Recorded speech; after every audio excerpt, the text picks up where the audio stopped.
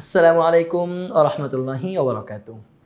নাহমাদুল্লাহাল আযীম ওয়া নুসাল্লি আলা রাসূলিহিল কারীম, আম্মা বাদ।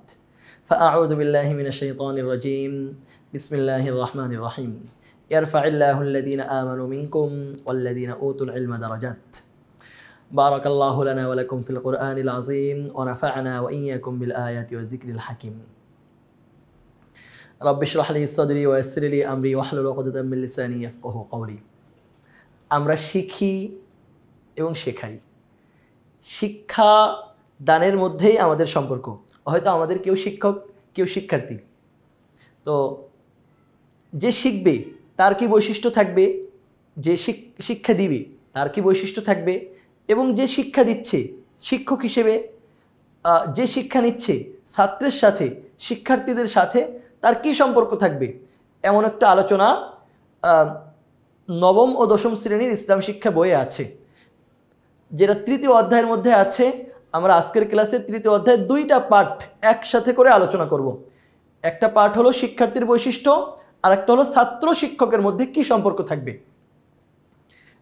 টেকনিক পরিবারের পক্ষ থেকে যেই পরিবার ছাত্র এবং শিক্ষকের মধ্যে সম্পর্ক গড়ে দেই, সেই পরিবারের পক্ষ থেকে আমি হুমায়ুন কবির তোমাদের সবাইকে জানাচ্ছি আন্তরিক শুভেচ্ছা এবং মোবারকবাদ।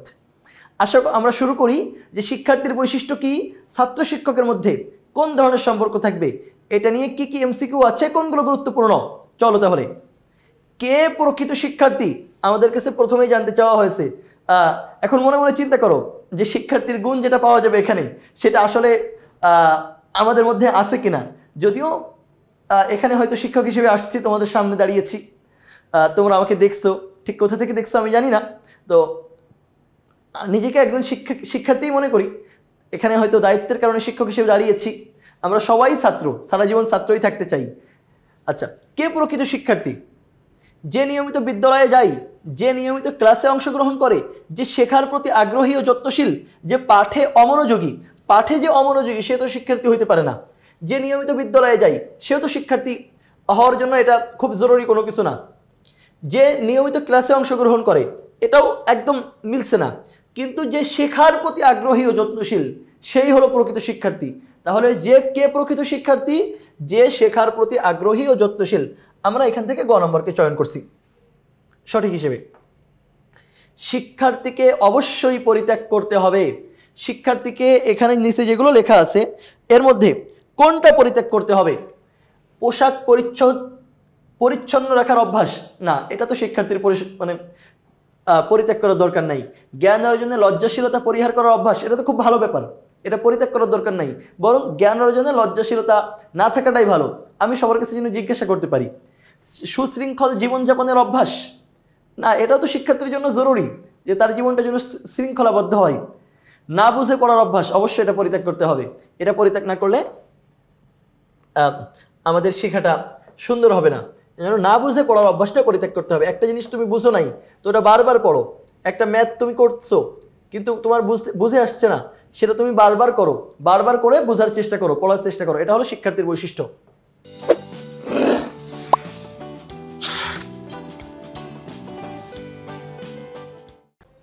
এরপরে আমাদের বইয়ে একজন মহান মনীষীর নাম উল্লেখ করা হয়েছে, আল্লামা ওয়াকি রহমতুল্লাহি আলাইহি। এর মতে একজন ভালো ছাত্রের একমাত্র বৈশিষ্ট্য কোনটি? বুঝে শুনে মুখস্থ করা, লজ্জাশীল ও বিনীত থাকা, সকল পাপ কাজ বর্জন করা, পাঠ তৈরি করে শ্রেণীতে যাওয়া। আল্লামা ওয়াকি রহমতুল্লাহি আলাইহির মতে ভালো ছাত্রের একমাত্র বৈশিষ্ট্য কোনটা? দেখো এখানে যেগুলো আছে সবগুলোই গুরুত্বপূর্ণ, কিন্তু আল্লামা ওয়াকি রহমতুল্লাহি আলাইহি ভালো ছাত্রের একটা চমৎকার সংজ্ঞা দিয়েছেন।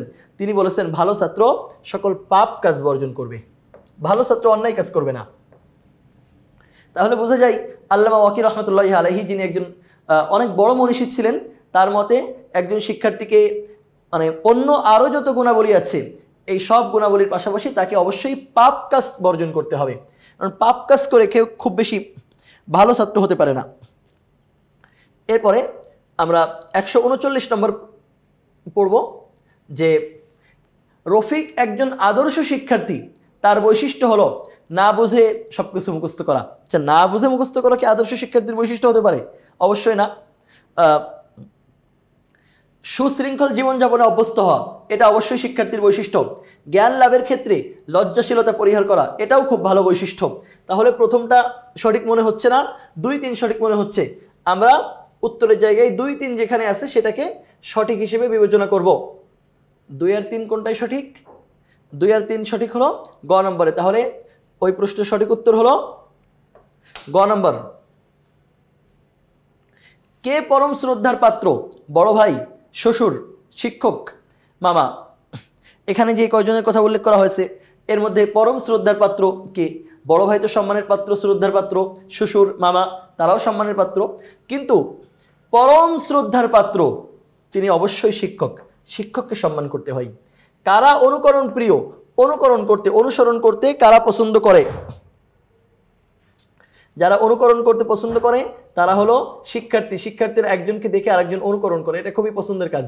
তাহলে এখানে বোকাগণ শিক্ষার্থীরা, ছাত্রীগণ পাগলগণ, এখান থেকে আমরা উত্তর হিসেবে বেছে নিব শিক্ষার্থীরা। যার কাছে একটি শব্দও শিখেছি আমি তার দাস, কথাটি কার? কথাটি হযরত আলী রাদিয়াল্লাহু আনহুর। তাহলে আমরা আলী রাদিয়াল্লাহু আনহুর নামের পাশে টিক চিহ্ন দিয়ে দিচ্ছি, এটাই সঠিক উত্তর। কাদেরকে শ্রদ্ধা করা ইবাদতের শামিল?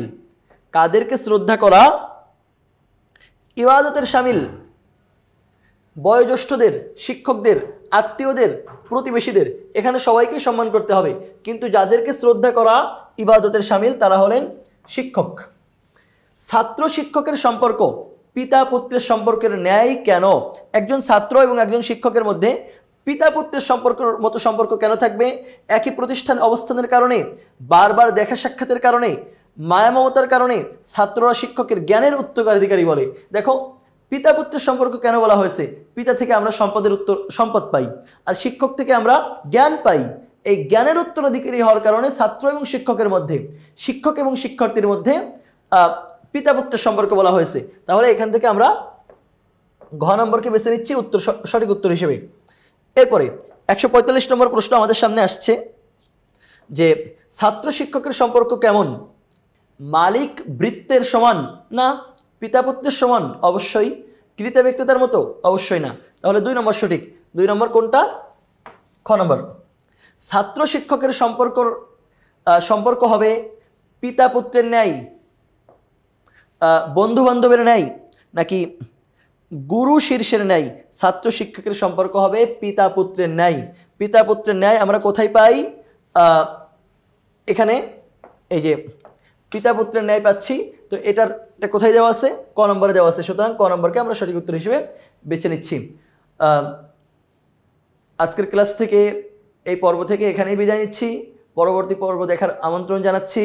আল্লাহ হাফেজ। আসসালামু আলাইকুম ওয়া রাহমাতুল্লাহ।